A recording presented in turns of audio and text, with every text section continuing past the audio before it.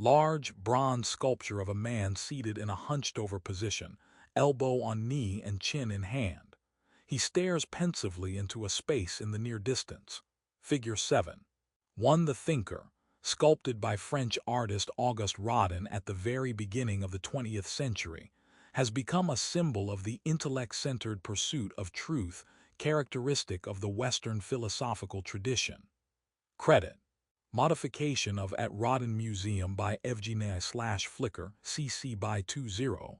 Chapter Outline. 7.1 What Epistemology Studies. 7.2 Knowledge. 7.3 Justification. 7.4 Skepticism. 7.5 Applied Epistemology. Within any discipline of study, the acquisition of new knowledge is a primary goal. Theorists and researchers throughout academia seek to expand the body of knowledge associated with their discipline. Philosophers likewise aim for knowledge acquisition, but are also concerned with the nature of knowledge itself. What is knowledge? Is there a limit to what we can know? How can we increase our knowledge without first understanding what knowledge is?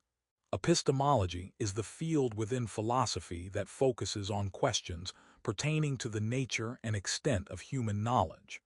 This chapter seeks to provide a general understanding of the discipline of epistemology. Learning objectives.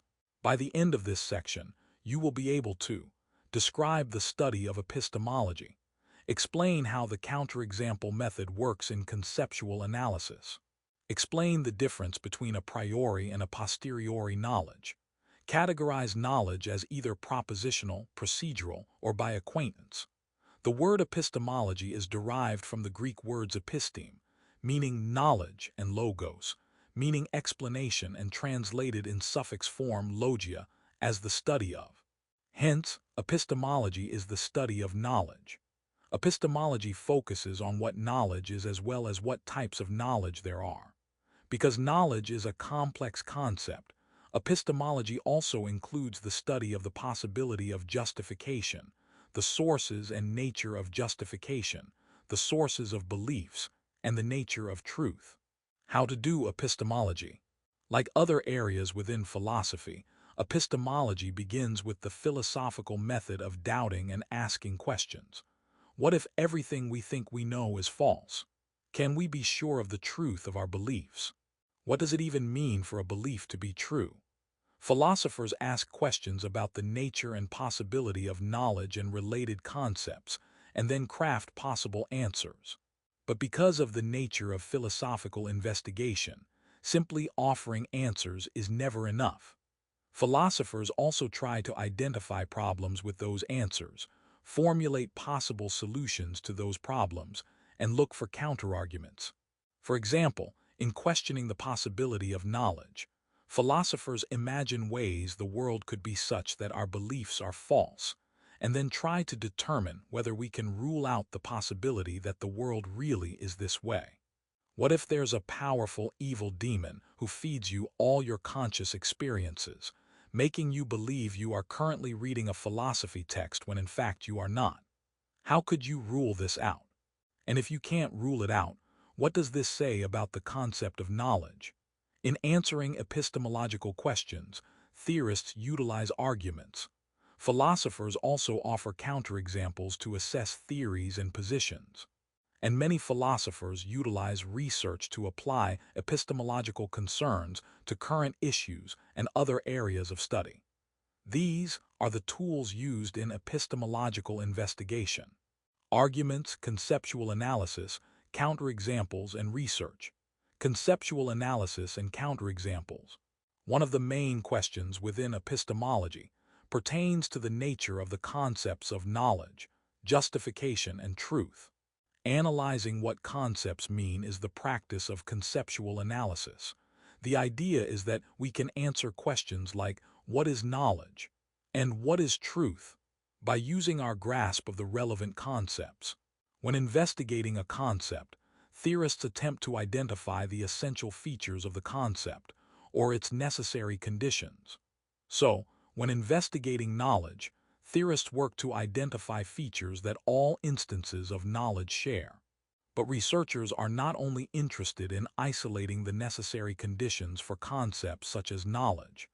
They also want to determine what set of conditions, when taken together, always amounts to knowledge. That is, its sufficient conditions.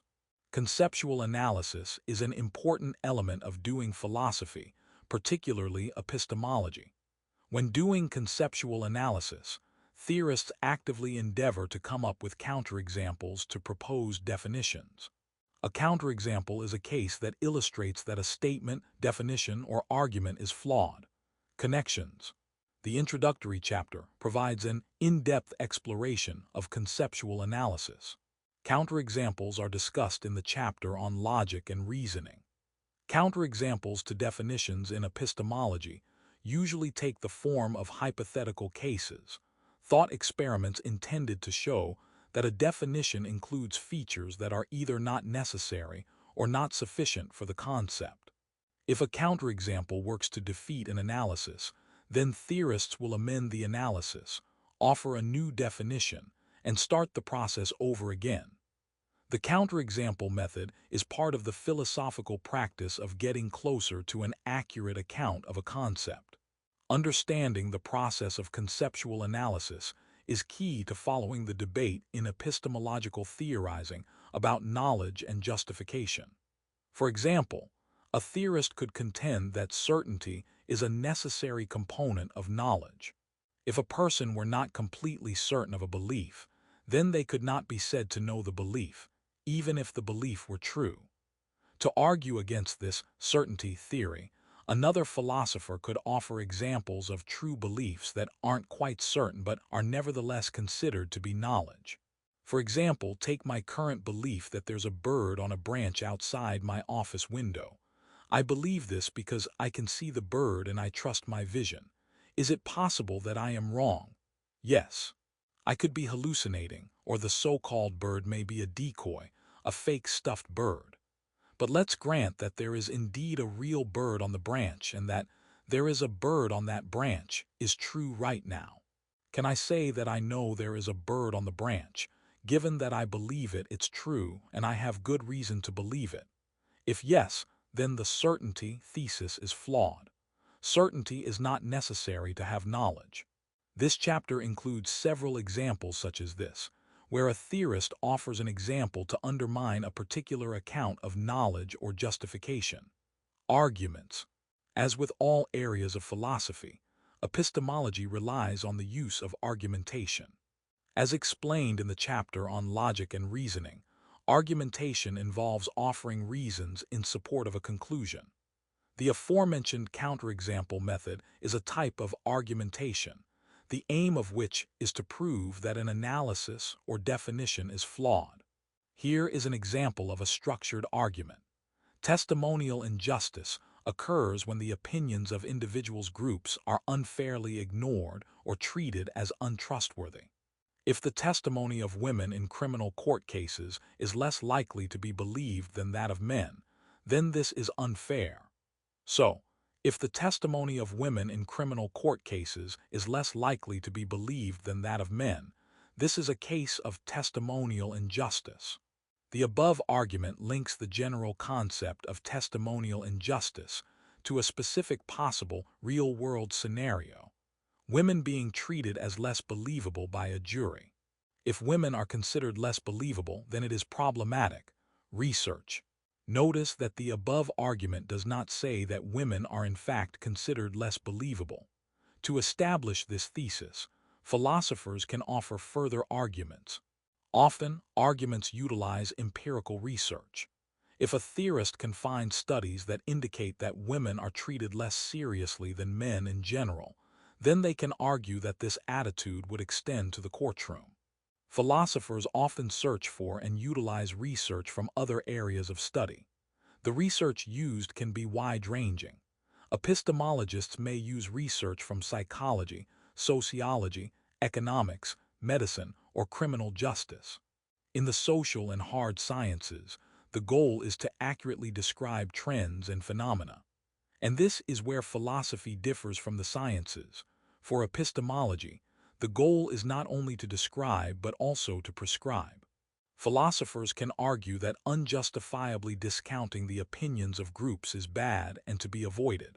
Hence, epistemology is a normative discipline. The normative nature of epistemology. This chapter began with the observation that knowledge is the goal of many disciplines. If knowledge is a goal, then it is desirable. Humans do not like being proven wrong in their beliefs. Possessing justification in the form of reasons and support for beliefs makes a person less likely to be wrong. Hence, both justification and knowledge are valuable. If knowledge is valuable and there are proper methods of justification that we should follow, then epistemology turns out to be a normative discipline. Normativity is the assumption that certain actions, beliefs, or other mental states are good and ought to be pursued or realized. One way to think of epistemology is that in describing what knowledge, truth, and justification are, it further prescribes the proper way to form beliefs. And we do treat knowledge as valuable and further judge others according to the justification for their beliefs. A preliminary look at knowledge. Because the concept of knowledge is so central to epistemological theorizing, it is necessary to briefly discuss knowledge before proceeding. Knowledge enjoys a special status among beliefs and mental states. To say that a person knows something directly implies that the person is not wrong, so knowledge implies truth. But knowledge is more than just truth. Knowledge also implies effort, that the person who has knowledge did more than just form a belief, they somehow earned it. Often, in epistemology, this is understood as justification. These features of knowledge are important to keep in mind as we continue. First, we will look at the different ways of knowing. Ways of knowing. The distinction between a priori knowledge and a posteriori knowledge reveals something important about the possible ways a person can gain knowledge. Most knowledge requires experience in the world, although some knowledge without experience is also possible. A priori knowledge is knowledge that can be gained using reason alone. The acquisition of a priori knowledge does not depend on experience. One way to think of a priori knowledge is that it is logically prior to experience, which does not necessarily mean that it is always prior in time to experience. Knowledge that exists before experience, prior in time, is innate knowledge, or knowledge that one is somehow born with. Theorists disagree over whether innate knowledge exists, but many theorists agree that people can come to know things by merely thinking. For example, one can know that 4 times 2 equals 8 without needing to search for outside evidence. A posteriori knowledge is knowledge that can only be gained through experience. Because a posteriori knowledge depends on experience, it is empirical. Something is empirical if it is based on and verifiable through observation and experience. So empirical knowledge is knowledge gained from sense perception. If my belief that there's a bird on the branch outside my window is knowledge, it would be a posteriori knowledge. The difference between a posteriori and a priori knowledge is that the former requires experience and the latter does not. While a priori knowledge does not require experience, this does not mean that it must always be reached using reason alone. A priori knowledge can be learned through experience. Think of mathematical truths. While it is possible to figure out multiplication using thinking alone, many first understand it empirically by memorizing multiplication tables, and only later come to understand why the operations work the way they do. An elementary classroom. A man wearing a suit and tie stands in the center of the room. Students in the foreground hold their hands in the air, waiting to be called on. Figure 7. Some facts that students are asked to memorize in school, such as multiplication tables, fall into the category of a priori knowledge, knowledge gained through reason alone. Knowledge about the shortest route to the nearest restroom, while possibly informed by looking at a map, typically is grounded in a posteriori knowledge, knowledge that can only be gained through experience. Credit. Modification of work, Ventura Elementary 12, by U.S. Department of Education/Flickr, CC by 20. Things you can know, types of knowledge. Philosophers classify knowledge not only by source but also by type. Propositional knowledge is knowledge of propositions or statements. A proposition or statement is a declarative sentence with a truth value. That is, a sentence that is either true or false. If one knows a statement, that means that the statement is true, and true statements about the world are usually called facts. Hence, propositional knowledge is best thought of as knowledge of facts. Facts about the world are infinite. It is a fact that the square root of 9 is 3. It is a fact that Earth is round. It is a fact that the author of this chapter is 5 feet, 1 inch tall, and it is a fact that Nairobi is the capital of Kenya. Often, philosophers describe propositional knowledge as knowledge that, and if you look at the structure of the previous sentences, you can see why.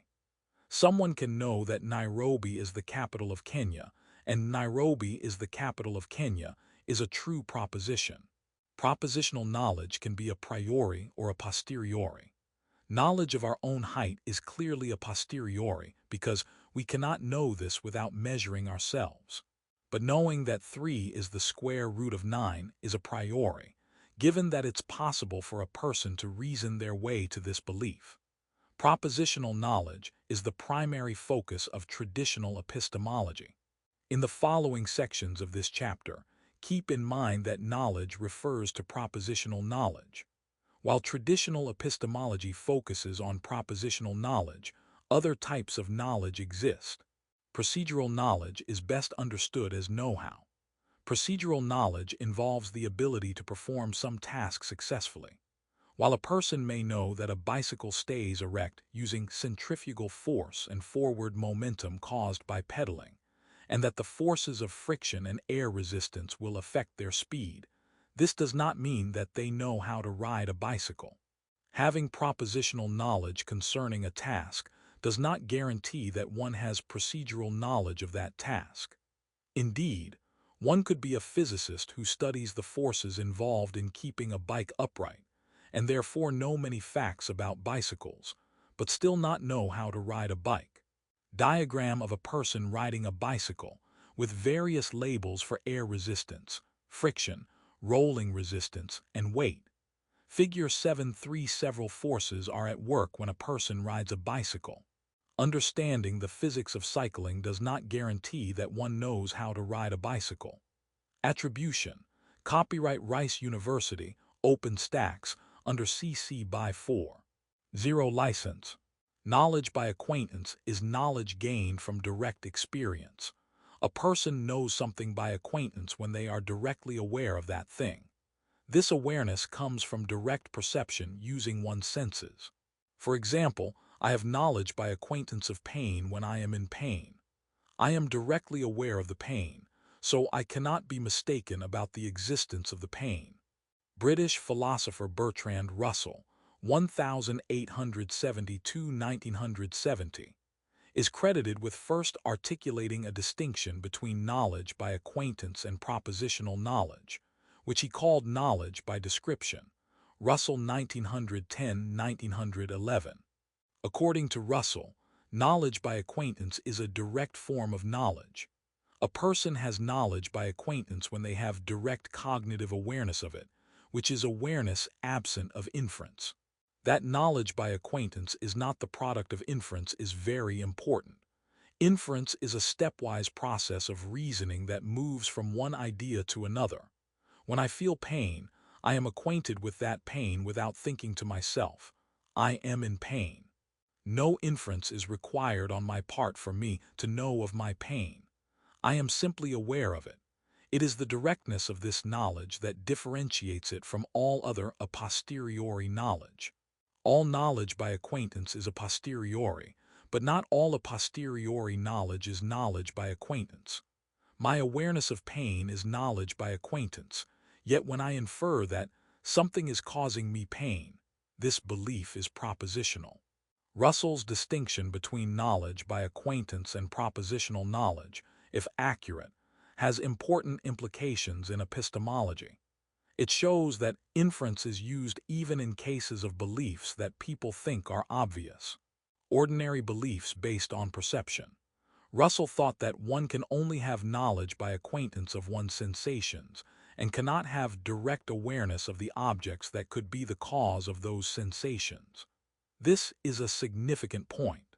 When I see the bird on a branch outside my office window, I am not immediately aware of the bird itself. Rather, I am directly aware of my perceptual experience of the bird, what philosophers call sense data. Sense data are sensations gained from perceptual experience. They are the raw data obtained through the senses, seeing, smelling, feeling, etc. One's perceptual experience is of sense data, not of the objects that could be causing that sense data. People infer the existence of external objects that they believe cause their perceptual experiences. Russell's view implies that people always use reasoning to access the external world. I have knowledge by acquaintance of my perceptual experience of seeing a bird. I then infer ever so quickly, and often unconsciously, that there is a bird on the branch, which is propositional knowledge. Not all philosophers think that experience of the external world is mediated through sense data. Some philosophers contend that people can directly perceive objects in the external world. But Russell's theory introduces an important possibility in epistemological thinking, that there is a gap between one's experience of the world and the world itself. This potential gap opens up the possibility for error. The gap between experience and the world is used by some thinkers to argue that knowledge of the external world is impossible. Table 7.1 summarizes the types of knowledge discussed in this section. Type description examples. Propositional knowledge, knowledge of propositions or statements. Knowledge of facts examples are infinite. I know that the earth is round, 2 is an even number, lions are carnivores, grass is green, etc. Procedural knowledge, know-how.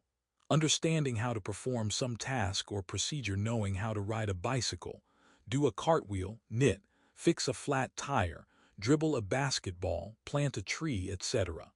Knowledge by acquaintance, knowledge gained from direct experience, perception of physical sensations, such as pain, heat, cold, hunger.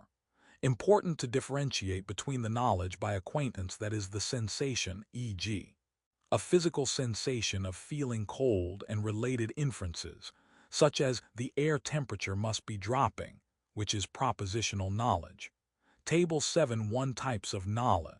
Truth. Philosophers who argue that knowledge of the external world is impossible do so based on the idea that one can never be certain of the truth of one's external world beliefs. But what does it mean to claim that a belief is true? People are sometimes tempted to believe that truth is relative. A person may say things like, well, that's just their truth, as if something can be true for one person and not for others. Yet for statements and propositions, there is only one truth value. One person can believe that Earth is flat while another can believe is it round, but only one of them is right. People do not each personally get to decide whether a statement is true. Furthermore, just because one has no way of determining whether a statement is true or false does not mean that there is no truth to the matter.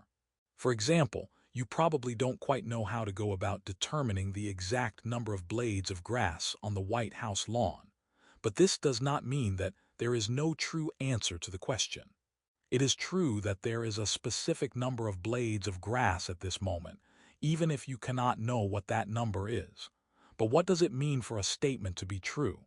At first, this question may seem silly. The meaning of truth is obvious. True things are correct, factual, and accurate. But to say that something is correct, factual, or accurate is just another way of saying it is true. Factual just means true. Creating a non-circular and illuminating account of truth is a difficult task. Nevertheless, philosophers attempt to explain truth. Philosophers often are curious about and question concepts that most people accept as obvious, and truth is no exception. Theories of truth and the debate over them are a rather complicated matter not suitable for an introductory text. Instead, let's briefly consider 2 ways of understanding truth in order to gain a general understanding of what truth is. Aristotle claimed that a true statement is one that says of something that it is what it is, or that it is not what it is not. Aristotle, 1989. A possible interpretation of Aristotle's idea is that A is B is true if and only if A is B. Notice that this simply removes the quotations around the proposition. The idea is simple.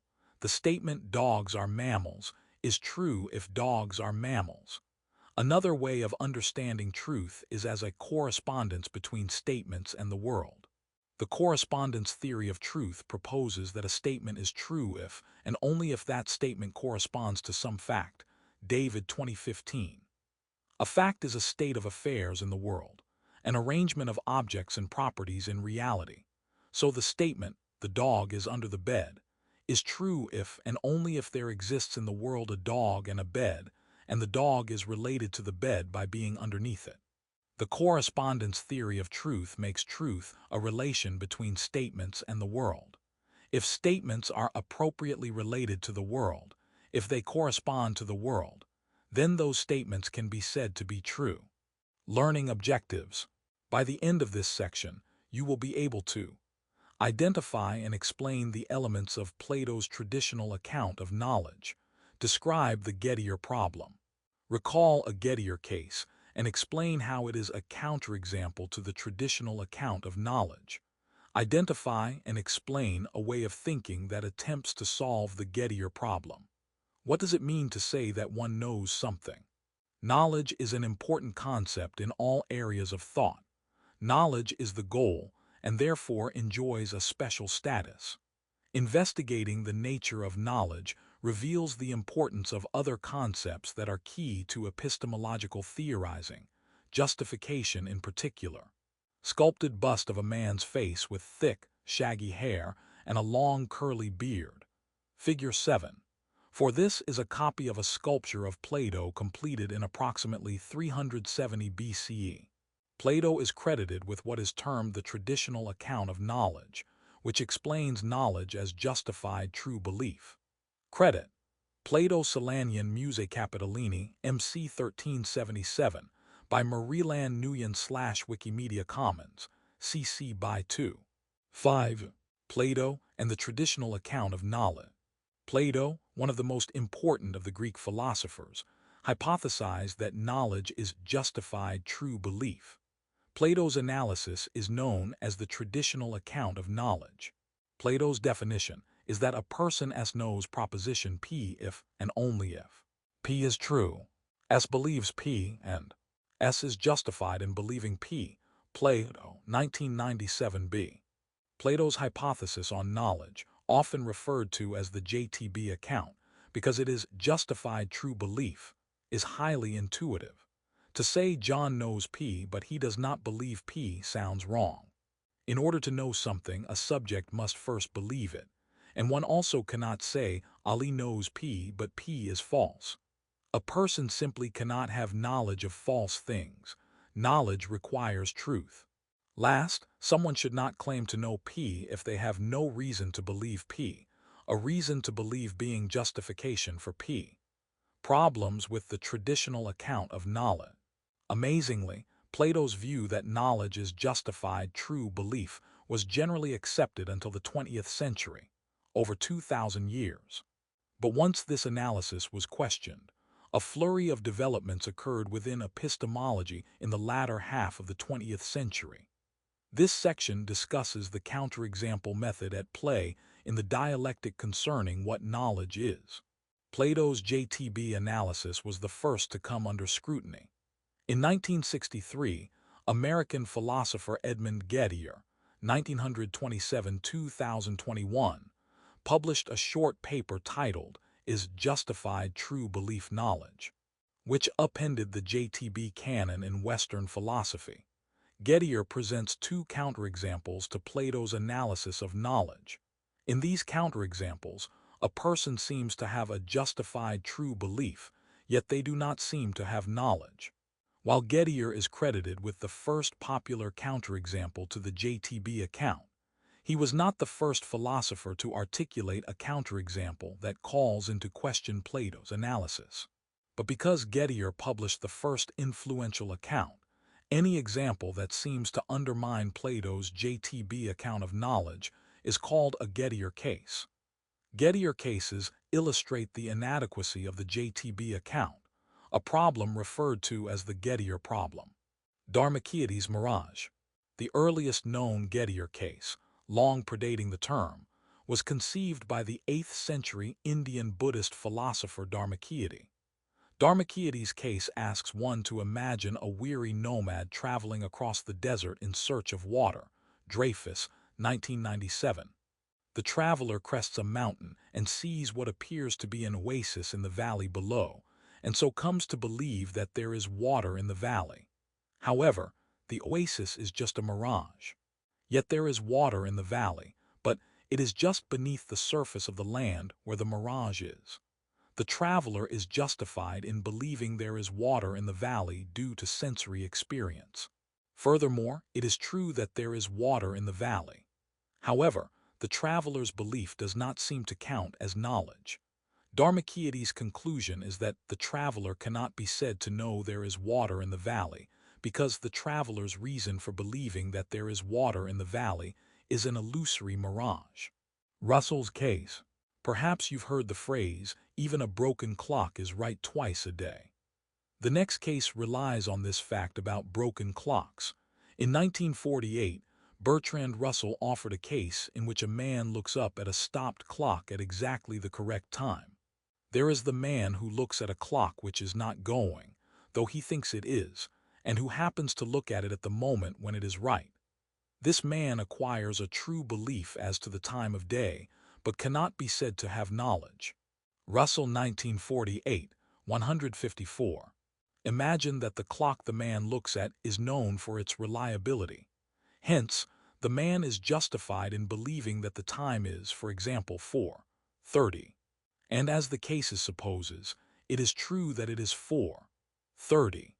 However, given that the clock is not working and that the man happens to look up at one of the 2 times a day that the clock is correct, it is only a matter of luck that his belief happens to be true.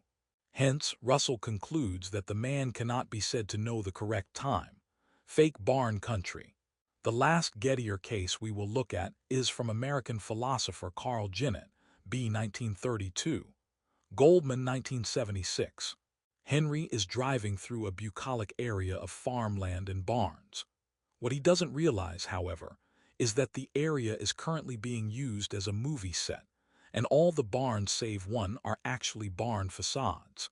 While looking at one of the barns, Henry says to himself, "That is a barn." Luckily for Henry, the one he points to is the one true barn in the area. Again, all the conditions in Plato's analysis of knowledge are met. It is true that Henry is looking at a real barn, and he believes it is a barn. Furthermore, he has come to this belief utilizing justifiable means. He is using his vision in normal lighting to identify a common object, a barn. Yet one cannot reasonably say that Henry knows the barn is a barn because he could have, by chance, accidentally identified one of the fake barns as a true barn. He fortunately happens to pick the one true barn. Table 7.2 summarizes the Gettier cases discussed in this chapter. Case proposed by description. How does this challenge Plato's characterization of knowledge as justified, true belief? Dharmakides' mirage. 8th century Indian Buddhist philosopher Dharmakides, a person traveling in the desert, sees a mirage of a watery oasis in a valley and concludes that there is water in the valley. In fact, there is water in the valley, but it is beneath the surface and not visible. The traveler cannot be said to know there is water in the valley because the traveler's reason for believing that there is water in the valley is an illusory mirage. Russell's case. British philosopher Bertrand Russell, 1872-1970. A man looks at a stopped clock at exactly the right time and correctly concludes the actual time. It is only a matter of luck that the man's belief about what time it is happens to be true. Hence, the man cannot be said to know the correct time. Fake barn country. American philosopher Carl Ginnett, B. 1932. A person driving through a landscape that is being used as a movie and is full of fake barns happens to look at the one barn that is real and conclude, "This is barn." The person cannot reasonably be said to know the barn is a real barn, because they could easily have identified one of the fake barns as a real barn and been wrong. Table 7. 2 Gettier cases. Fixing Plato's traditional account of knowledge. Gettier cases demonstrate that Plato's traditional account of knowledge as justified true belief is wrong. Specifically, Gettier cases show that a belief being true and justified is not sufficient for that belief to count as knowledge. In all the cases discussed, the subject seems to have a justified true belief, but not knowledge. Notice that this does not mean that belief, truth, or justification is not necessary for knowledge. Indeed, when speaking of propositional knowledge, all philosophers grant that belief and truth are necessary conditions for knowledge. A person cannot be said to know a proposition if they do not believe that proposition. And clearly, if a belief is to count as knowledge, then that belief simply cannot be false. Accordingly, attempts to solve the Gettier problem do one of two things. Either they replace the justification condition with something more robust, or they add a fourth condition to JTB to make the account sufficient. No false premises. In Dharmakides' case, the nomad believes there is water in the valley based on the false belief that a mirage is an oasis. And in Russell's case, the man bases his true belief about the time on the false belief that the clock he's looking at is working. In both cases, the inference that leads to the true belief passes through false premises. In response to this fact, American philosopher Gilbert Harman, 1928-2021, suggested adding a condition to the JTB account that he termed no false lemmas. Harman, 1973. A false lemma is a false premise, or step in the reasoning process. Harman's fourth condition is that a person's belief cannot be based on an inference that uses false premises. According to Harman, S knows P if and only if 1. P is true, 2. S believes P, 3. S is justified in believing P, and 4. S did not infer P from any falsehoods. Harman theorized that many counterexamples to the traditional account share a similar feature. The truth of the belief is not appropriately connected to the evidence used to deduce that belief. Going back to Dharmakides' case, what makes the statement, "There's water in the valley," true is the fact that there is water below the surface. However, the nomad comes to believe that there is water based on the mistaken belief that a mirage is an oasis. So what makes the belief true is not connected to the reason the nomad believes it. If Harman's condition that the reasoning that leads to belief cannot pass through false steps is added, then the nomad's belief no longer counts as knowledge. Harman's emendation explains why the nomad does not have knowledge and accounts for the intuition that the man in Russell's case does not actually know what time it is. However, this cannot take care of all Gettier cases. Consider the case of Henry in Fake Barn Country. Henry comes to believe he is looking at a barn based on his perceptual experience of the barn in front of him. And Henry does look at a real barn. He does not reason through any false premises, such as, "All the structures on my drive are barns." His inference flows directly from his perceptual experience of a real barn. Yet it is a matter of luck that Henry isn't looking at one of the many barn facades in the area, so his belief still does not seem to count as knowledge. Because Harman's account is vulnerable to the barn counterexample, it does not solve the Gettier problem. Ruling out defeaters and alternatives. While driving through Fake Barn Country, Henry happens to form the belief that is a barn when looking at the only real barn in the area. While Henry's belief is not based on false premises, there still seems to be something wrong with it. Why? The problem is that certain facts about Henry's environment, that it is filled with barn facades, if known, would undermine his confidence in the belief. That the area is predominantly filled with barn facades is what is known as a defeater, because it serves to defeat the justification for his belief. Contemporary American philosophers Keith Lara and Thomas Paxson Jr. suggests that justified true belief is knowledge as long as there are no existing defeaters of the belief, Lara and Paxson, 1969. S is knowledge that P if and only if 1. P is true, 2. S believes P, 3. S is justified in believing P, and 4. There exist no defeaters for P. The added fourth condition means that there cannot exist evidence that, if believed by S, would undermine S's justification. The no defeaters condition solves all three Gettier cases discussed so far because, in each case, there exists evidence that, if possessed by the subject, would undermine their justification. Henry cannot be said to know he's looking at a barn because of the evidence that most of the barns in the area are fake, and Russell's man doesn't know the time because the clock is stopped. The no defeaters condition thus helps solve many Gettier cases. However, we now need a thorough account of when evidence counts as a defeater. We are told that a defeater is evidence that would undermine a person's justification, but not how it does this. It cannot be that all evidence that weakens a belief is a defeater, because this would make knowledge attainment much more difficult. For many of our justified true beliefs, there exists some evidence that we are unaware of that could weaken our justification. For example, we get many beliefs from other people. Research indicates that people tell an average of 1 lie per day, DePaulo et al. 1996, Serota, Levine and Boster 2010. So when someone tells you something in conversation, often it is true that the person has lied once today. Is the evidence that a person has lied once today enough evidence to undermine your justification for believing what they tell you? Notice that because a defeater is evidence that would undermine a person's justification, what counts as a defeater depends on what justification is. Of the theories of knowledge examined so far, all of them treat justification as basic. They state that a belief must be justified, but not how to measure or determine justification. The problem with justification, the traditional analysis of knowledge, explains that knowledge is justified true belief. But even if we accept this definition, we could still wonder whether a true belief is knowledge because we may wonder if it is justified.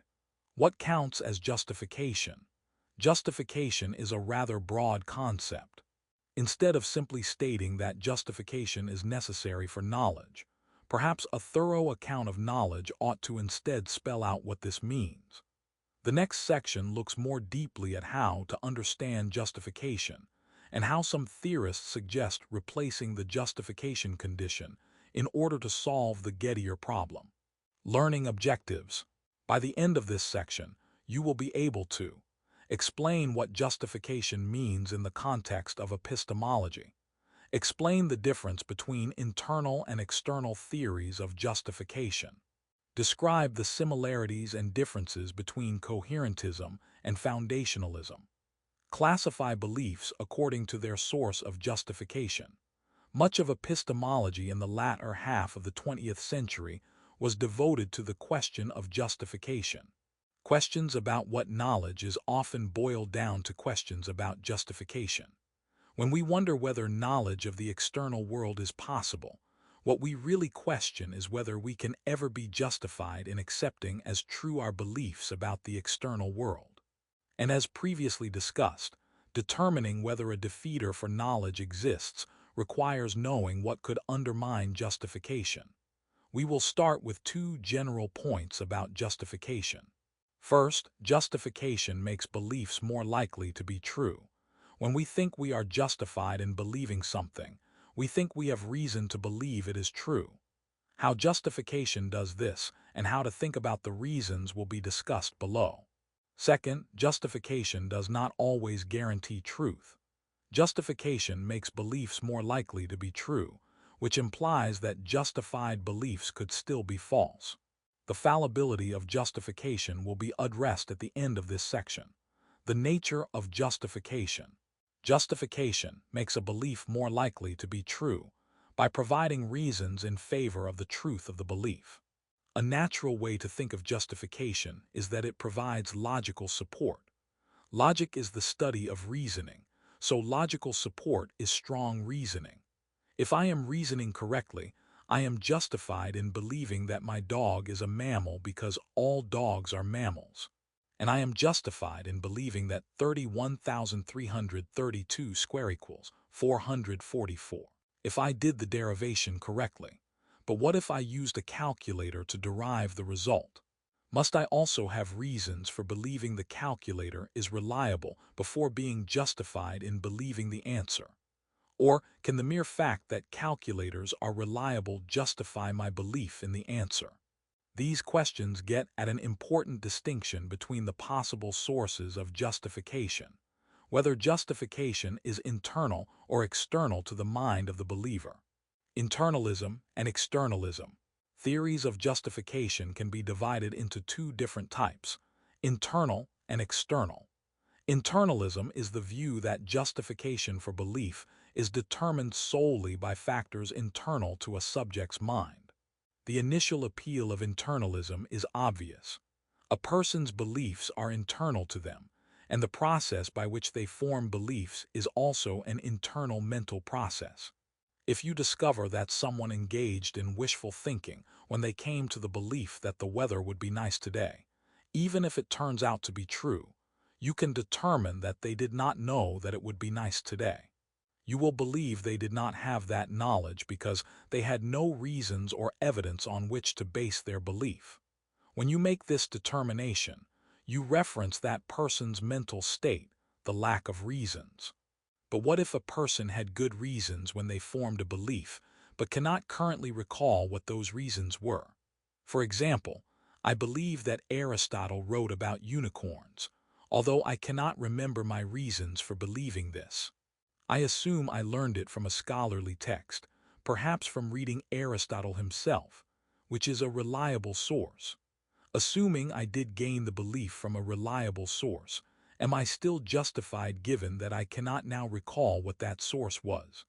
Internalists contend that a subject must have cognitive access to the reasons for belief in order to have justification.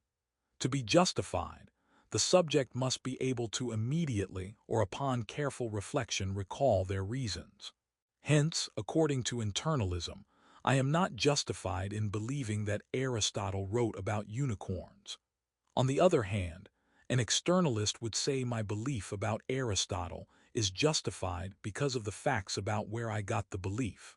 Externalism is the view that at least some part of justification can rely on factors that are not internal or accessible to the mind of the believer. If I once had good reasons, then I am still justified, even if I cannot now cite those reasons. Externalist theories about justification usually focus on the sources of justification, which include not only inference but also testimony and perception.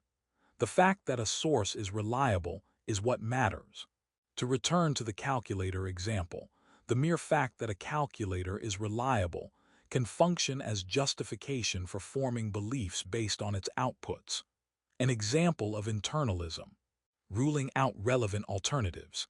Recall that the no defeaters theory of knowledge requires that there exist no evidence that, if known by the subject, would undermine their justification. The evidence is not known by the subject, which makes the evidence external. The fourth condition could instead be an internal condition. Rather than require that there exist no evidence, one could say that S needs to rule out any relevant alternatives to their belief. The no relevant alternatives theory adds to the traditional account of knowledge the requirement that a person rule out any competing hypotheses for their belief. Ruling out refers to a subject's conscious internal mental state, which makes this condition internal in nature. Like the no defeaters condition, the no relevant alternatives condition is meant to solve the Gettier problem. It does so by broadening the understanding of justification, so that justification requires ruling out relevant alternatives. However, it still doesn't solve the Gettier problem. Returning to the barn example, the possibility that there are barn facades is not a relevant alternative to the belief that one is looking at a barn. Unless one is in Hollywood, one would not think that facades are a distinct possibility. An example of externalism: causal theories. Externalists hold that a subject need not have access to why their true beliefs are justified. But some theorists, such as American philosopher Alvin Goldman, b. 1938, argue that the justification condition in the account of knowledge should be replaced with a more substantial and thorough condition that effectively explains what justification is. Goldman argues that beliefs are justified if they are produced by reliable belief-forming processes. Goldman, 1979. Importantly, it is the process that confers justification, not one's ability to recount that process. Goldman's account of knowledge is that a true belief is the result of a reliable belief-forming process. Goldman's theory is called historical reliabilism. Historical because the view focuses on the past processes that led to a belief, and reliabilism because, according to the theory, processes that reliably produce true beliefs confer justification on those beliefs. Reliable belief-forming processes include perception, memory, strong or valid reasoning, and introspection. These processes are functional operations whose outputs are beliefs and other cognitive states. For example, reasoning is an operation that takes as input prior beliefs and hypotheses and outputs new beliefs, and memory is a process that takes as input beliefs or experiences at an earlier time and generates as output beliefs at a later time. Goldman, 1979, 12. Usually, memory is reliable in the sense that it is more likely to produce true beliefs than false ones. Because Goldman's approach is externalist, the justification-conferring process need not be cognitively accessible to the believer. His view has also been called causal because he focuses on the causes of belief. If a belief is caused in the right way by a reliable belief-forming processes, then it is justified. One virtue of this approach is that it accounts for the intuition that someone could have a justified belief without being able to cite all the reasons for holding that belief. However, this view is not without fault. The original impetus behind revising Plato's traditional JTB analysis was to solve the Gettier problem, and Goldman's account cannot do this. Consider again Henry and the barn. Henry looks at a real barn and forms the belief that it is a barn.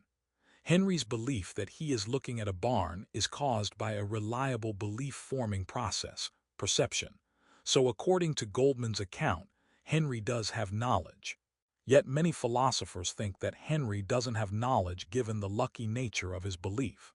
Theories of justification. So far, we have looked at theories of justification as applied to individual beliefs. But beliefs are not always justified in isolation. Usually, the justification of one belief depends on the justification of other beliefs. I must be justified in trusting my perception to then be justified in believing that there is a bird outside of my office window. Thus, some theories focus on the structure of justification. That is, how a system or set of beliefs is structured. The theories on the structure of justification aim to illustrate how the structure of a system of beliefs leads to knowledge or true beliefs. Foundationalism. Much of what a subject justifiably believes is inferred from other justified beliefs. For example, Ella justifiably believes the Battle of Hastings occurred in 1066 because her history professor told her this. But the justification for her belief doesn't end there. Why is Ella justified in believing that her history professor is a good source? Furthermore, why is she even justified in believing that her history professor told her this? To the second question, Ella would reply that she is justified because she remembers her professor telling her. But then one can ask, why is the reliance on memory justifiable? Justified beliefs rest on other justified beliefs. The question is whether the chain of justification ever ends. Foundationalists hold that justification must terminate at some point. Foundationalism is the view that all justified beliefs ultimately rest on a set of foundational, basic beliefs. Consider a house. Most of what people see of a house is the superstructure, the main floor, columns, and roof. But the house must rest on a foundation that stabilizes and props up the parts of the house people can see. According to foundationalists, most beliefs are like the superstructure of the house, the frame, roof, and walls. The majority of people's beliefs are inferential beliefs, or beliefs based on inference. And according to foundationalism, all beliefs rest on a foundation of basic beliefs. Hassan and Fumerton, 2016. One of Ella's foundational beliefs could be that her memory is reliable. If this belief is justified, then all of Ella's justified beliefs derived from memory will rest on this foundational belief. But what justifies basic beliefs? If basic beliefs function so as to justify other beliefs, then they too must be justified. If the foundation is not justified, then none of the beliefs that rest on it are justified. According to foundationalism, the beliefs that make up the foundation are justified beliefs, but they are justified non-inferential beliefs.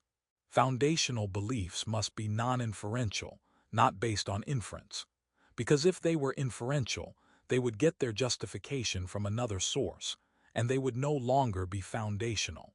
Foundational beliefs are supposed to be where the justification stops. What is a basic belief, and what are the reasons for thinking basic beliefs are justified? French philosopher René Descartes, 1596–1650, was a foundationalist, and he held that people's basic beliefs are indubitable, Descartes 2008. An indubitable belief is one that cannot be mistaken. Clearly, if the foundation is made of beliefs that cannot be mistaken, then it is justified. But why think that foundational beliefs cannot be mistaken? Descartes thought that whatever a subject can clearly and distinctly conceive of in their mind, they can take to be true because God would not allow them to be fooled.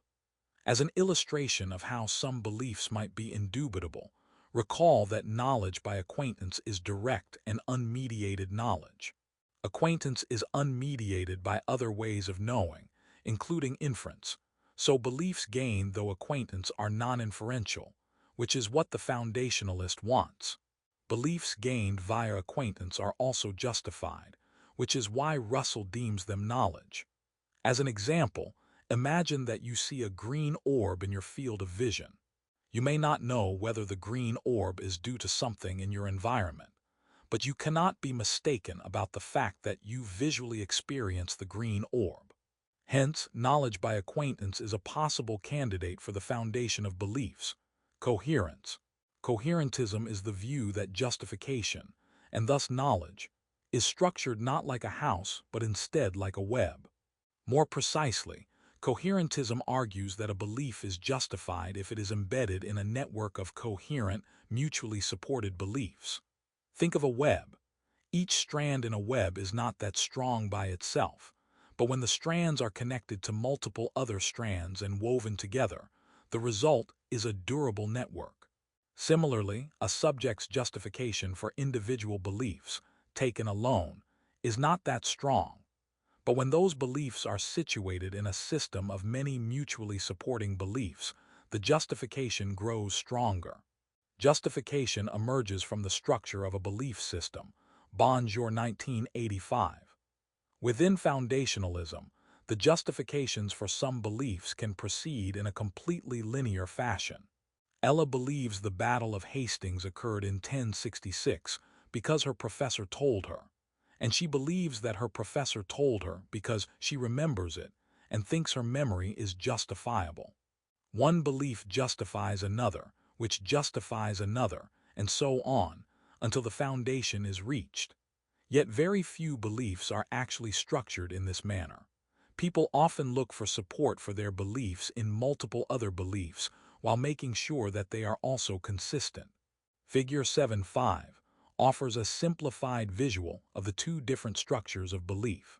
The figure on the left, labeled belief web, displays many large dots arranged in an unorganized cluster, with several arrows extending from each dot to other dots on the grid, some nearby and others far away.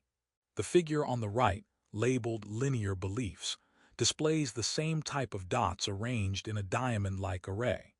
A single arrow extends from most of these dots, pointing to the dot nearest to it. The dot in the center has two lines, pointing to two near neighbors. Figure 7.5. There are two different ways of conceptualizing belief structures: as a web of interconnected beliefs, left, and as a linear structure, right, in which foundational beliefs justify other beliefs, one after the other in a line. Attribution.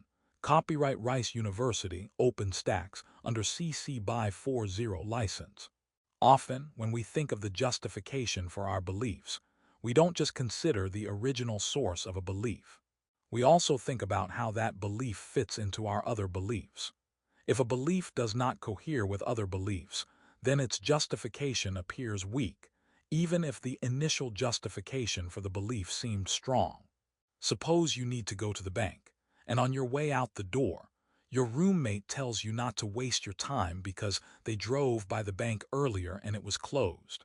Your roommate's testimony seems like enough reason to believe the bank is closed. However, it is a weekday, and the bank is always open during the week. Furthermore, it is not a holiday. You check the bank's website, and it states that the bank is open. Hence, the belief that the bank is closed does not cohere with your other beliefs. The lack of coherence with other beliefs weakens the justification for believing what your otherwise reliable roommate tells you. To be fair, foundationalists also consider coherence of beliefs in determining justification. However, as long as a belief is consistent with other beliefs and rests on the foundation, it is justified. But consistency is not the same thing as logical support. The beliefs that there is a bird in that tree, it is November, and a person is hungry are all consistent with one another, but they do not support one another. And for coherentists, logical consistency alone does not make a system of belief justified. Justification arises from a system of beliefs that mutually reinforce one another. Support can happen in many ways. Beliefs can deductively entail one another, they can inductively entail one another, and they can cohere by explaining one another. Suppose I am trying to remember where my friend Farooq is from. I believe he is from Tennessee, but I'm not sure. But then I remember that Farooq often wears a University of Tennessee hat and has a Tennessee Titans sticker on this car. He also speaks with a slight southern twang and has told stories about hiking in the Smoky Mountains, which are partially in Tennessee. That Farooq is from Tennessee can explain these further beliefs. Note that I can get more assurance for my belief that Farooq is from Tennessee by considering my other beliefs about him. When beliefs mutually reinforce one another, they acquire more justification.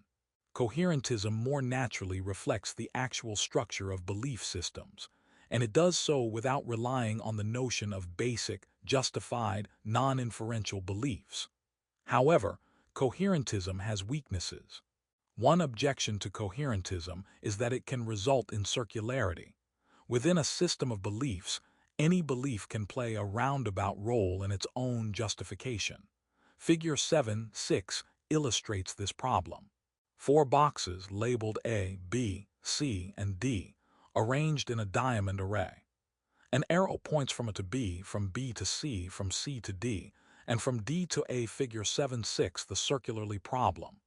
Belief A entails belief B, and belief B entails belief C. Belief C entails belief D, and belief D entails belief A. The beliefs are coherent, and all support one another.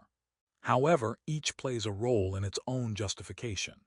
D justifies A, but A justifies D through B, and C. Circularity results in the beliefs not having any support at all. If D essentially justifies itself, then it has no justification. Attribution. Copyright Rice University, OpenStax, under CC BY 40 license. Another objection to coherentism is called the isolation objection. A network of beliefs can mutually explain and support one another, thus giving them justification. However, it is not guaranteed that these beliefs are connected to reality. Imagine a person, Dinah, who is trapped in a highly detailed virtual reality. Dinah has been trapped for so long that she believes her experiences are of the real world. Because of the detailed nature of Dinah's virtual reality, most of her beliefs are consistent with and support one another, just as your beliefs about the real world do. As long as Dinah's beliefs are consistent and coherent, she will be justified in believing that her experience is of real objects and real people. So Dinah has justification even though all her beliefs concerning the reality of her world are false. Dinah's situation reveals an important feature of justification. While justification makes beliefs more likely to be true, it does not always guarantee that they are true. Justification is often fallible. The fallible nature of justification. The sources of beliefs are varied. Perception, reason, hope, faith, and wishful thinking can all result in belief. Yet just because something results in belief, that does not mean that the belief is justified. Beliefs that result from wishful thinking are not justified because wishful thinking does not make a belief more likely to be true.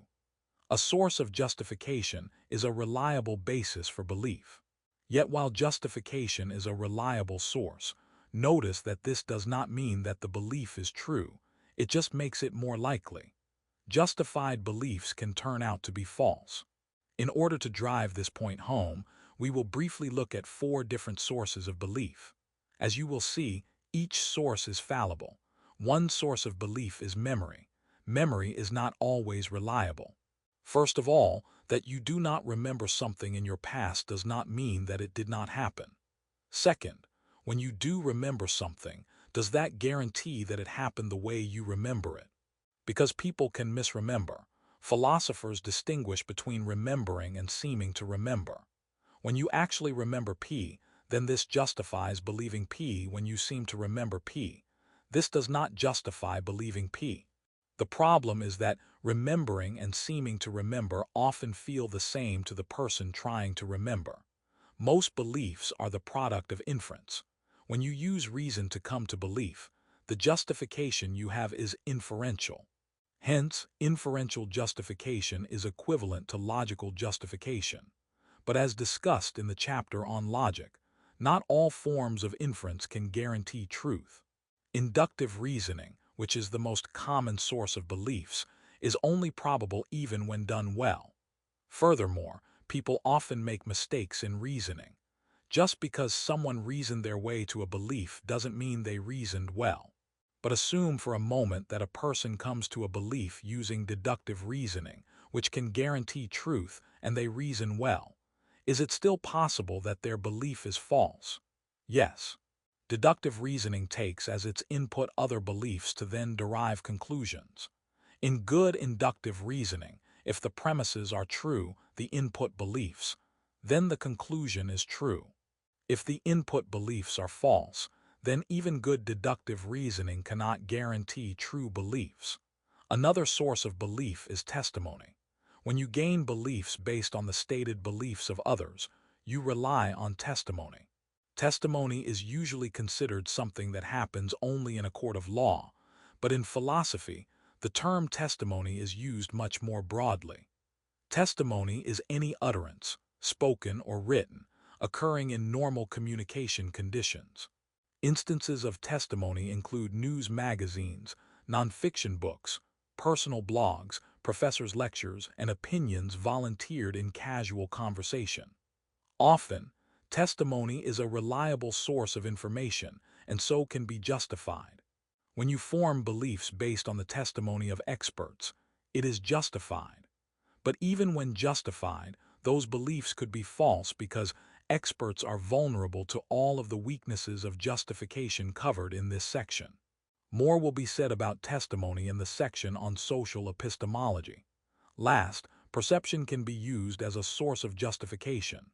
Perception includes the information received from the senses, smell, taste, touch, sight, hearing. People often automatically form beliefs based on perception. However, not all beliefs that follow from perception are guaranteed to be true, as the possibility of knowledge by acquaintance shows. As discussed earlier, Russell maintained that the only automatically justified beliefs gained from perception are about the existence of sense data. Russell, 1948. When looking at the bird outside of my office window, I only have knowledge by acquaintance of the experience of seeing the bird on a branch in my visual field. I know that it seems to me that there's a bird. But how do I get from those sense data to the justified belief that there really is bird on the branch? I must rely on another belief about the reliability of my perception, a belief that I can only get by inference, specifically induction. I reason from past instances where I believe my perception is reliable to the general belief that it is reliable. And of course, induction is fallible. Whenever one moves from knowledge by acquaintance to further beliefs, such as the belief that sense data is caused by actually existing objects, there is room for error. Not all philosophers agree that all perceptual beliefs are mediated through sense data. Crane and French, 2021. The view called direct realism states that people have direct access to objects in the external world via perception. While direct realism holds that one can directly perceive the external world, it still cannot guarantee that beliefs about it are true, for both hallucinations and illusions are still possible. Figure 7. 7 is an example of an illusion. On top, two lines, one with arrows on the end and the other with open V-shaped ends. The line with the V-shaped ends appears to be longer. On the bottom, the same two lines, with dotted lines marking the end points of the lines themselves, demonstrating that they are of equal length. Figure 7.7 in the Müller-Lyer illusion, the top two lines appear to be different lengths, but the bottom two lines illustrate that the lines are in fact of equal length. Credit, Müller-Lyer counterillusion by subsidiary account /Wikimedia, public domain. If you focus only on the top two lines, it appears as though they are of different lengths. Yet the bottom two lines indicate that this appearance is illusory. The lines are actually of equal length. Illusions function as evidence that perception sometimes misrepresents reality.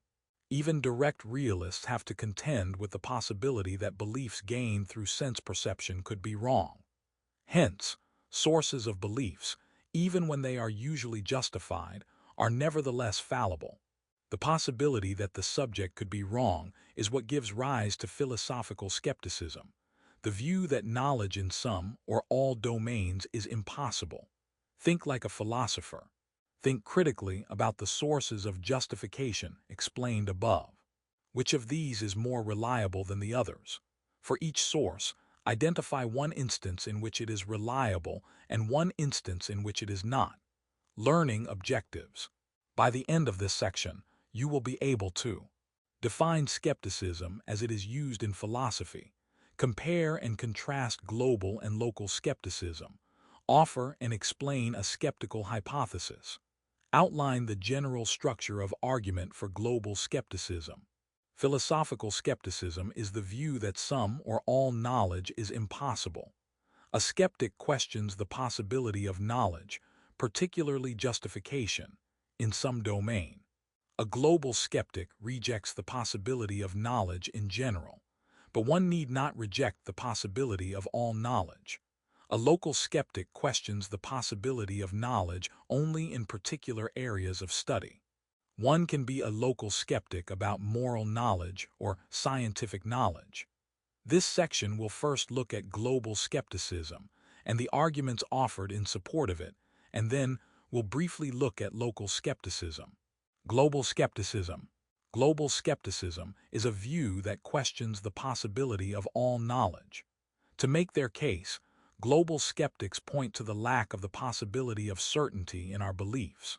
Because we cannot know that our beliefs are true, we cannot know in general. Usually, global skepticism attempts to undermine the possibility of forming justified beliefs. Global skeptics target all beliefs, or all beliefs about the external world, which amounts to most beliefs. Most beliefs tacitly or explicitly assume the existence of an external world. When I have the experience of seeing a bird in a tree and think, there is a bird in that tree, I assume that there is an actually existing physical bird in an actually existing physical tree in an actually existing real world outside of me. There is means there exists. I believe the bird, tree, and world all exist independently of my thoughts. The global skeptic questions beliefs such as these. The dream argument. How many times have you realized that you were dreaming while you were dreaming? Most people believe that whatever they are dreaming is real during the dream. Indeed, the fact that people think dreams are real while dreaming is what makes nightmares so terrible. If you knew the content of a nightmare was a dream, then it would not be nearly as scary. Zhuangzhou, c. 369–286 BCE, was a Chinese Taoist philosopher who argued that for all we know, we could currently be dreaming while thinking we are awake. Imagine dreaming that you are a butterfly, happily flitting about on flowers. When you wake, how can you determine whether you have just woken from dreaming you are a butterfly, or you are a butterfly who has just started dreaming that you are human? Zhuangzhou explains, while he is dreaming he does not know it is a dream, and in his dream he may even try to interpret a dream. Only after he wakes does he know it was a dream.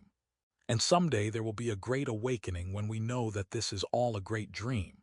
Yet the stupid believe they are awake, busily and brightly assuming they understand things, calling this man ruler, that one herdsman. How dense! Confucius and you are both dreaming, and when I say you are dreaming, I am dreaming too. Zhuangzi 2003-43. Zhuangzhou puts forward the possibility that all of what we take to be conscious experience is actually a dream. And if we are dreaming, then all our beliefs about the external world are false because those beliefs take for granted that our current experience is real. Chinese ink drawing depicting a seated man who appears to be asleep with a butterfly hovering above his head. Figure 7-8. Is this a picture of a man dreaming of a butterfly? Or is it a picture of a butterfly dreaming of a man?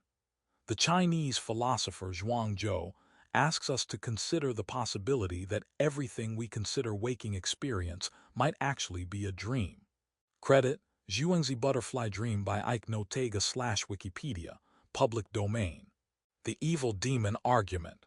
Nearly 2 millennia after Zhuangzhou, René Descartes also proposed a dream hypothesis. Descartes argued that because dreams often incorporate experiences we have in real life, it is impossible to distinguish between dreaming and waking life. Descartes 2008. But Descartes eventually concludes that even if he could be dreaming, there are still some beliefs he can know, specifically arithmetic. Even in dreams, 1 + 1 = 2, and a square will always have 4 sides. And so, Descartes devises an even stronger skeptical hypothesis. What if we are being tricked by an evil demon? Descartes' evil demon is powerful. It can make you believe things, and it can trick you by controlling your experience. The evil demon can make you believe you are currently eating a sandwich by directly feeding you the sensory experience of eating a sandwich, the sight, the smells, the taste, the feel. Under this scenario, you cannot tell the difference between actually eating a sandwich and merely believing you are eating one because the evil demon is tricking you. If we cannot reliably tell the difference between experiences caused by reality and experiences caused by an evil demon, then we cannot know anything. We can represent Descartes' argument as follows. If I cannot rule out the possibility that an evil demon is tricking me, then I do not have any knowledge of the external world. I cannot rule out the possibility that an evil demon is tricking me. Therefore, I do not have knowledge of the external world. Why does Descartes claim we can't have knowledge if we cannot rule out the evil demon hypothesis?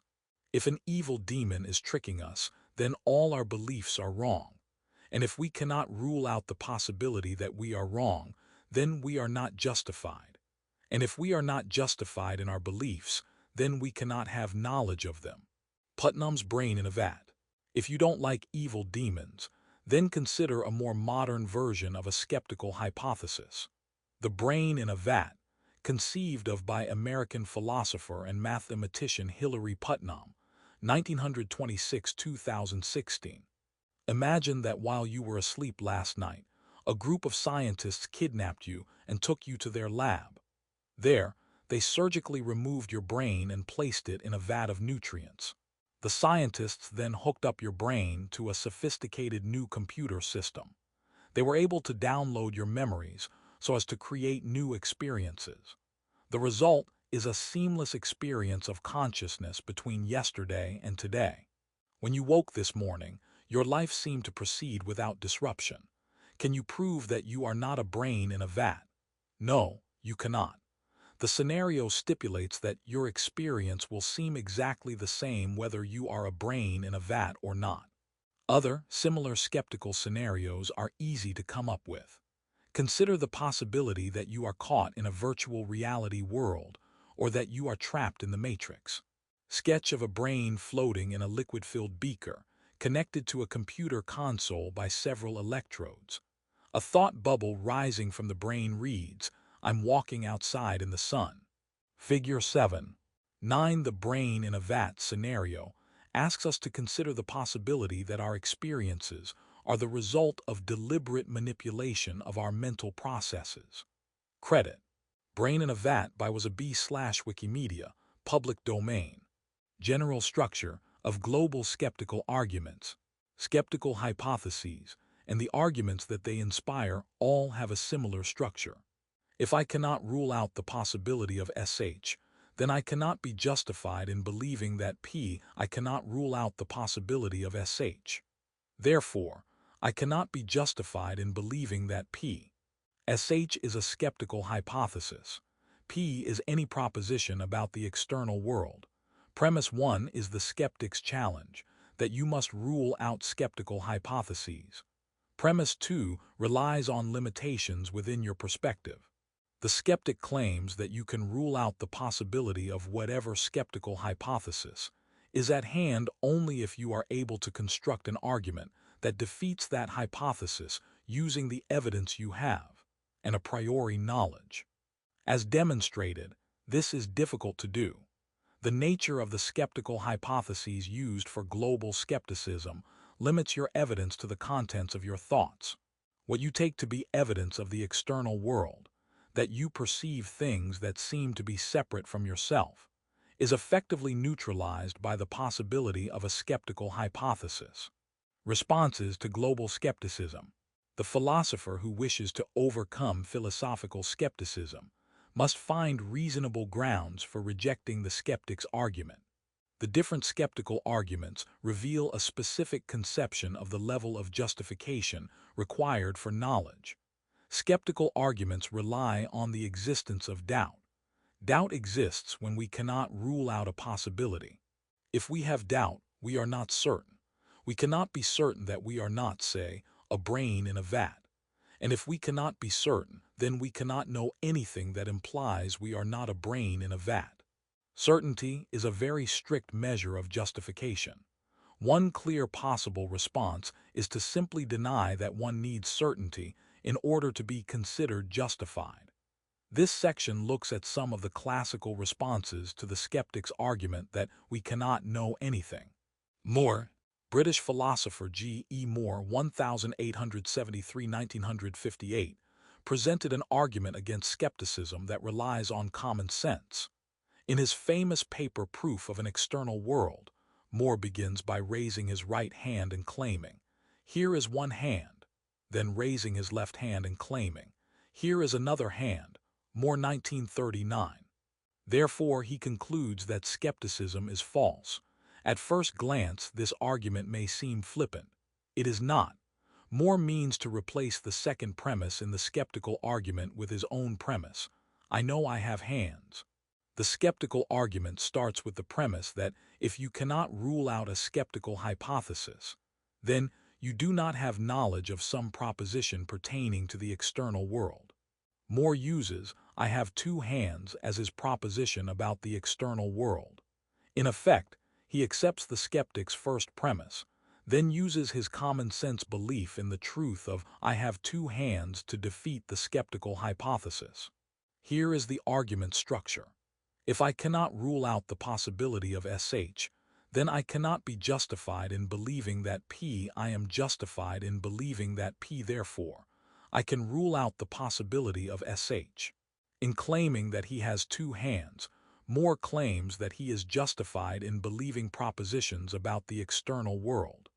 And if he is justified, then he can rule out the skeptical hypothesis. The skeptic's argument takes the form of what is called modus ponens, meaning a valid inference where the antecedent of a conditional is affirmed. Moore's argument takes the form of what is known as modus tollens, meaning a valid inference where the consequence of a conditional is denied. But notice that the two arguments contradict each other.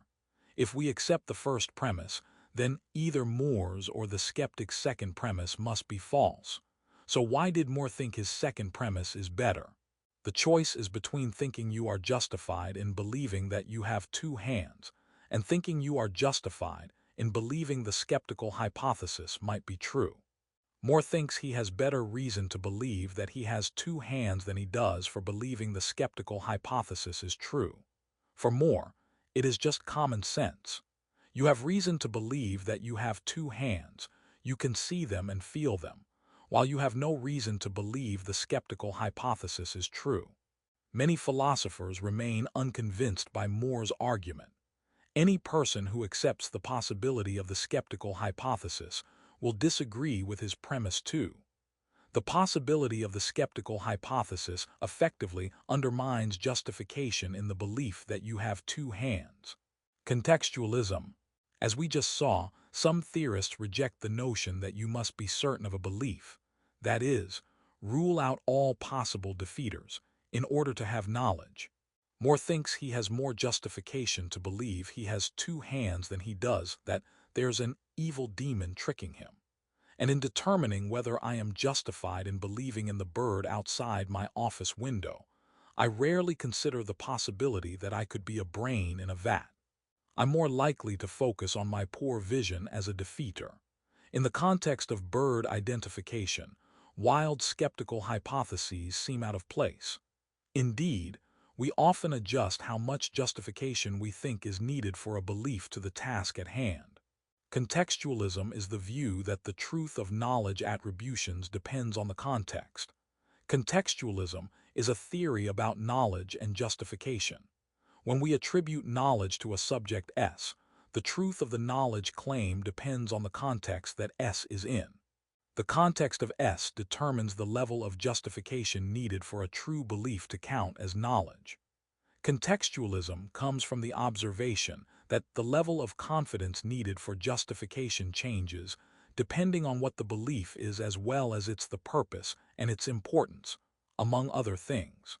We expect a high degree of justification from physicians when they diagnose disease, but less justification from friends recalling the title of a movie, because there's much more at stake in medical diagnoses. Contextualism deals with skepticism in a unique way. Rarely are we in situations where we must rule out skeptical hypotheses to consider ourselves justified. Indeed, it is generally only when a skeptical hypothesis has been explicitly raised that we think we need to rule it out to be justified. And in our daily lives, the skeptical hypothesis just does not seem relevant. Yes, the possibility that we are brains in a vat technically still exists. We just do not think of it. Skepticism in specific domains. As explained above, local skepticism questions the possibility of knowledge only in particular areas of study. People can accept that knowledge of the external world is possible, while also questioning whether knowledge is achievable in more specific domains. A common form of local skepticism focuses on religious belief, specifically knowledge of the existence of God. Another form of local skepticism concerns the ability to ever have moral knowledge. Skepticism in these domains does not entail that there is no God or that all moral claims are false. Rather, skepticism means that we can never be sufficiently justified in believing that there is a God or that moral claims are true. We simply can never know either way whether, for example, God exists. Skepticism about morality arises due to the nature of its subject. Moral claims are normative, which means that they assert claims about what ought to be the case rather than what is the case. But moral claims are difficult to prove, given their normative nature. How can you prove what ought to be the case? Usually, moral claims are grounded in value claims. An ethicist may say that we ought to help a stranger because well-being is morally valuable. But the skeptic will point out that we cannot prove that something is valuable. We do not have sensors that can confirm moral value. Moral claims instead rest on arguments. The problem, as Scottish Enlightenment philosopher David Hume, 1711-1776, explained, is that no amount of description can ever help us logically derive a normative claim. Hume 1985. This leaves room for doubt, and therefore skepticism. Skeptical positions about God also focus on the lack of sufficient evidence. A skeptic can reasonably ask, what sorts of evidence would show the existence of God? Certainly, if God unambiguously appeared right now to everyone in the world simultaneously, then we would have reliable evidence. But God has not done so. The most we have is testimony in the form of religious texts. And testimony, particularly a chain of testimony stretching back hundreds and hundreds of years, is not necessarily reliable. Why believe, for example, the Christian Bible? Blaise Pascal, 1623-1662, himself a devout Catholic, argued that the very nature of God, having no limits and existing beyond time, precludes the possibility of ever comprehending the full true nature of God or God's existence. He states, "Who then can blame the Christians for not being able to give reasons for their belief, professing as they do a religion which they cannot explain by reason? It is in lacking proofs that they do not lack sense." Pascal 1973-93. Pascal contends that not attempting to give proof of God is the sensible thing to do. A person can simply rely on faith, which is belief based on insufficient evidence. Think like a philosopher. In your view, what is the relationship between reason and faith? Some theologians say that reason can establish the existence of a supreme being. Others think that reason can only partially justify religious belief, and that full belief requires faith, or belief without reason. Reason for some is antithetical to faith, which requires blind obedience. For example, in the biblical story of the sacrifice of Isaac, Abraham is willing to sacrifice his only son to God as an act of faith. How do you think we should understand the role of reason in religious belief? Learning objectives. By the end of this section, you will be able to define applied epistemology, describe the social aspect of knowledge and justification, describe standpoint epistemology, identify examples of epistemic injustice. Applied epistemology, like other areas of applied philosophy, takes the tools of philosophy and applies them to areas of practical concern. Specifically, it applies philosophical methods and theories particular to epistemology to current social issues and practices. Applied epistemology often approaches epistemological questions on a collective or systems level. When looking at systems, applied epistemology investigates whether the systems of investigation, like those in the sciences, are structured in the best way to lead to true beliefs. When applied to collectives, applied epistemology examines whether and how groups of people conduct deliberation that leads to reliably true and justified beliefs. The groups focused on can range from small groups, such as a jury, to large collectives, such as a democracy. Members of the U.S. Supreme Court stand for a portrait with Donald Trump and Melania Trump in a wood-paneled room in front of a fireplace. Figure 7. 10. We often attribute beliefs to the Supreme Court, even though it is a collection of people that has changed over time. In this photo, former President Donald Trump and First Lady Melania Trump stand with members of the U.S. Supreme Court in 2018. Credit: President Donald J. Trump and First Lady Melania Trump at the Supreme Court of the United States, by Trump White House archived/Flickr, public domain. Social epistemology. The traditional epistemology that most of this chapter has covered is singularly focused on individuals. Theories are focused on what a person can know or when a subject is justified. For the most part, gaining knowledge is often treated as an individual effort. Social epistemology instead investigates how groups pursue knowledge and justification, and how an individual can best seek justification and knowledge in a social world. Social epistemology takes seriously the fact that humans are, by and large, social animals that rely on others for belief formation. Because humans are social creatures, we rely on others for much of what we come to know.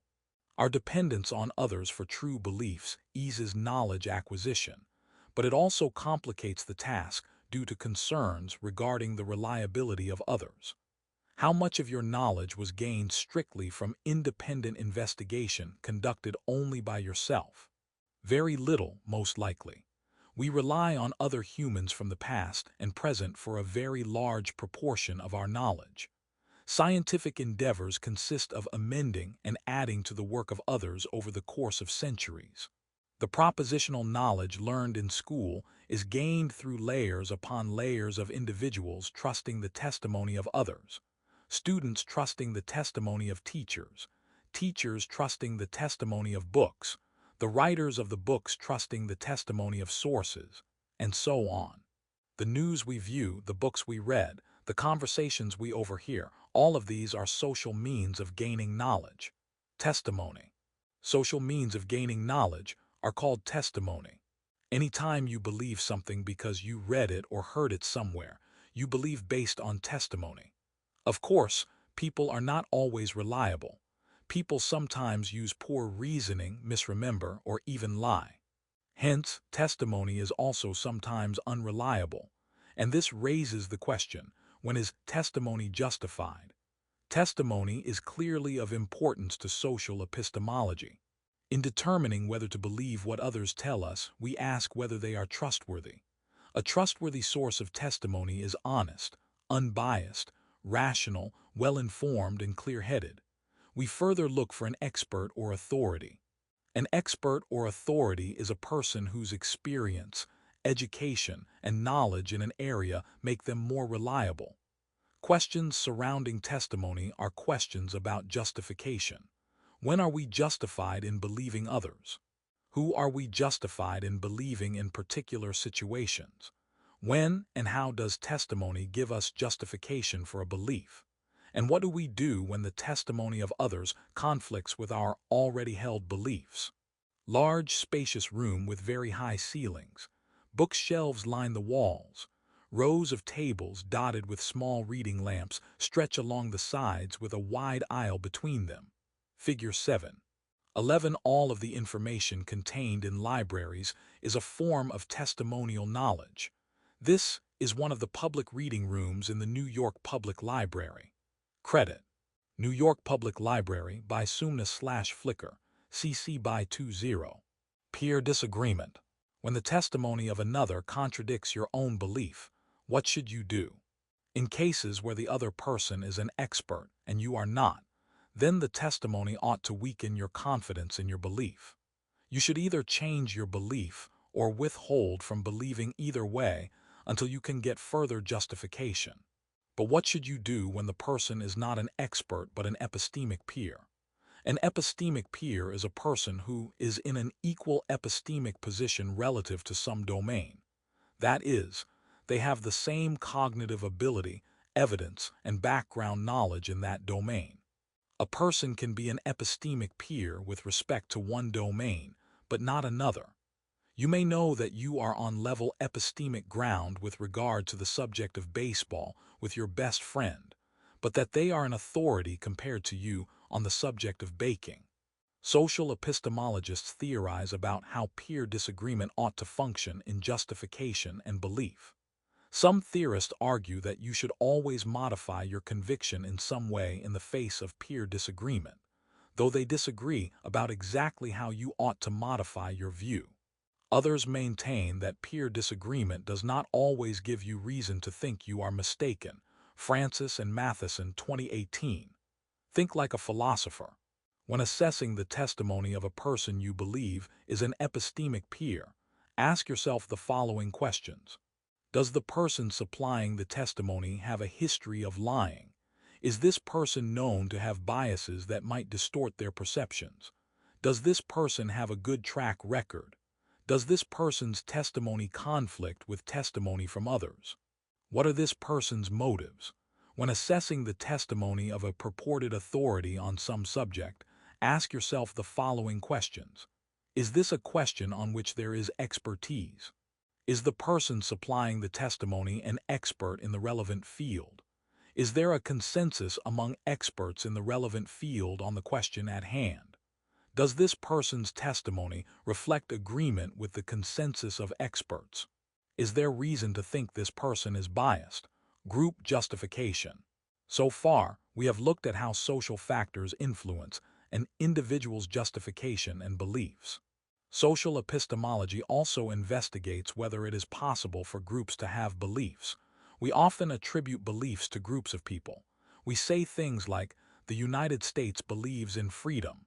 The Supreme Court holds that a right to privacy exists. Scientists believe in climate change. And the jury knew he was guilty. When can it rightfully be said that a group believes something? One answer is that a group believes P only in cases in which all or almost all members of the group believe P. However, we do attribute beliefs to groups while not always assuming that every member holds the belief. The Supreme Court example above illustrates that not every member of a group must believe something for us to say that the group does. When the court decides an issue with a 6-3 vote, we still attribute belief to the court as a whole. Another view is a commitment view. Group belief does not require that all members believe. Rather, members of the group are jointly committed to a belief as a body merely by virtue of being members of that group. Goldman and O'Connor, 2019. Group commitment to a belief creates a normative constraint on members of a group to emulate the belief. Commitment views may work for any group formed around allegiance to specific ideas. Take religious groups, for example, which coalesce around beliefs pertaining to God and religious dogma. If groups are capable of beliefs, then clearly the question of justification of group belief is relevant. Note that some of the previous theories on epistemic justification are applicable to questions of group justification. Goldman focused on reliable processes. Social epistemology also focuses on the reliability of processes used in juries, democracies, and the sciences. Standpoint epistemology. Social epistemology accounts for the social nature of knowledge and justification. The quality and extent of an individual's knowledge depends heavily on the people that individual deems trustworthy. The same is the case for group or public knowledge, knowledge generally accepted as true by a collective. Individuals and perspectives granted expert status have more influence on what is accepted, but this means that many individuals and perspectives will be ignored. Furthermore, it is often types or groups of people who are excluded, which becomes problematic if the perspectives of those groups are valuable to the task of knowledge creation. Standpoint epistemology takes this worry seriously. Standpoint epistemology studies the relationship between an individual's social status and that individual's epistemic position. Of particular importance to the theory is the notion that the relative power of individuals and groups influences who we consider to be reliable sources, causing us to ignore the perspectives of less powerful groups. Furthermore, standpoint theory argues that the exclusion of entire groups harms the entire enterprise of gaining knowledge. Take as an example the president of a large factory who wants to increase efficiency and cut down on waste. The president convenes all the department heads and managers to identify areas of inefficiency and waste. Essentially, they want the perspectives of those individuals with more power within the factory. But if the president doesn't elicit the opinion of any of the workers in the warehouse or on the factory floor, they miss out on potentially valuable perspectives. A manager may think they can adequately identify problems in the way that the manual work is done. But given the position of a factory worker, situated day after day on the factory floor, the factory worker has a unique perspective. Standpoint theorists hold that perspectives such as that of the factory floor worker are uniquely valuable and cannot be emulated by those not in that position. Standpoint epistemology is applied to many areas of study.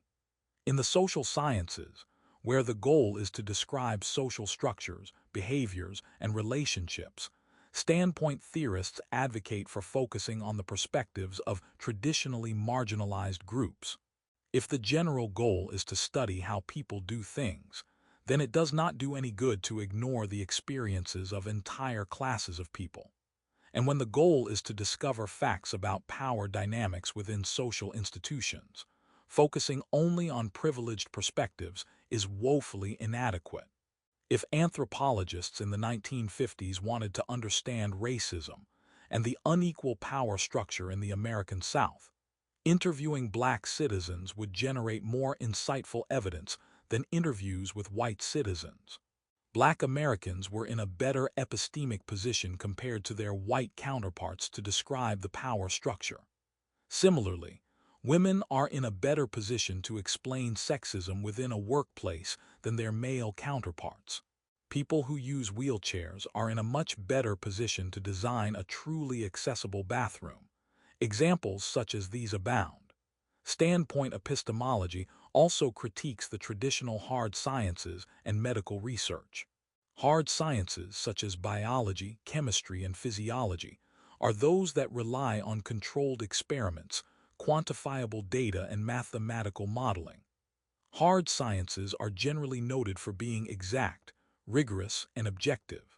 Standpoint theorists question this objectivity and reveal how biases and perspectives of researchers can influence these supposedly objective fields. A clear example of this is early research on heart disease. Because medical researchers, who were mostly male, focused their studies on men, heart disease was considered a men's disease. The symptoms of a heart attack that doctors and patients were warned to look out for did not include many symptoms that women experience when having a heart attack, Courtney 2009. Men most often experience chest pain, while women are more likely to experience symptoms such as jaw pain and nausea, American Heart Association (ND). As a result, many women did not seek medical attention when experiencing heart problems, and doctors failed to properly diagnose them when they did seek medical treatment. Standpoint theory reveals not only that varied standpoints are valuable, but also that specific standpoints often include implicit or explicit bias, not including women or people of color in data sets, only including particular variables in modeling, and so on. Epistemic injustice. If standpoint epistemology is correct in concluding that valuable perspectives are often excluded from social and scientific discourse, then this is an instance of epistemic injustice. Epistemic injustice is injustice related to epistemology. Epistemic injustices include the exclusion and silencing of perspectives, systematic misrepresentation of group or individual views, unfair conferring of expert status, and unjustified distrust of certain perspectives. British philosopher Miranda Fricker, B. 1966, who coined the term epistemic injustice, divides epistemic injustice into two categories: testimonial injustice and hermeneutical injustice. Fricker 2007. Testimonial injustice occurs when the opinions of individuals or groups are unfairly ignored or treated as untrustworthy.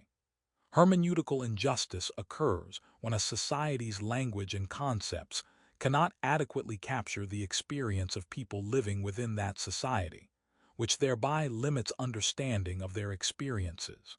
Testimonial injustice. Silencing and distrust of someone's word often occurs by virtue of that individual's membership in a marginalized group. Women, people of color, people with disabilities, low-income individuals, and religious minorities are all examples of marginalized groups. Take as an example a criminal trial. If the jury takes the testimony of a witness less seriously because of their perceived class status or membership in a particular group, this is an example of epistemic injustice, specifically testimonial injustice. Philosophers who focus on testimonial injustice utilize research to show how the voices of individuals and groups are unfairly ignored and discounted compared to others. For example, many studies over the past few decades have illustrated that reports of pain by Black patients are taken less seriously by medical professionals than similar pain reports by white patients. An outcome of this is that Black patients are given less pain medicine and pain management than white patients, even in cases where the patients had the same injury or surgery. Smedley, Stith, and Nelson 2003. Cintron and Morrison 2006. This is clearly a case of testimonial injustice. Black patients receive less care because their testimony, reporting pain, is not taken as seriously as the testimony of their white counterparts.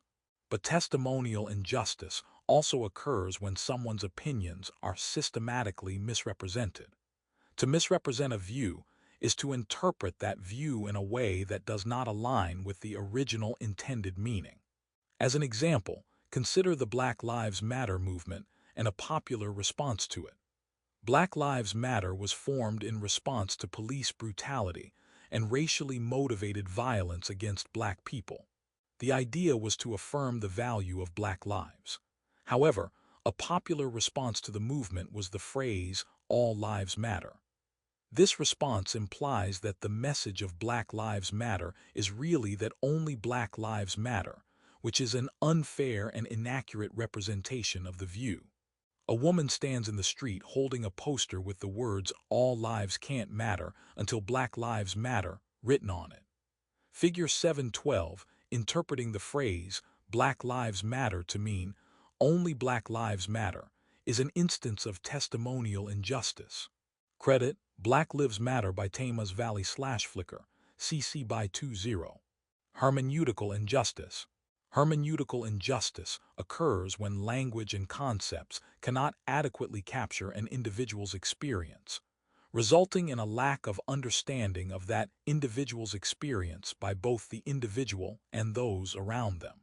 The classic example of hermeneutical injustice focuses on sexual harassment. Before the concept and phrase sexual harassment was introduced and understood by society, women had a difficult time describing certain experiences in the workplace. Women experienced unwanted attention and focus, exclusion, comments concerning their bodies and looks, and different treatment based on negative assumptions about their gender. Many women were fired for not going along with such treatment, but there was no word for their experience, so many women could not understand or explain their discomfort. Furthermore, accounts of their distressing experience ran the risk of not being taken seriously by others. The phrase sexual harassment was coined to fill a gap in the concepts used to explain and describe experience. Perhaps you have had the experience of being introduced to a word or concept that suddenly illuminated a part of your experience in a way that greatly increased your understanding of yourself and your ability to explain yourself to others.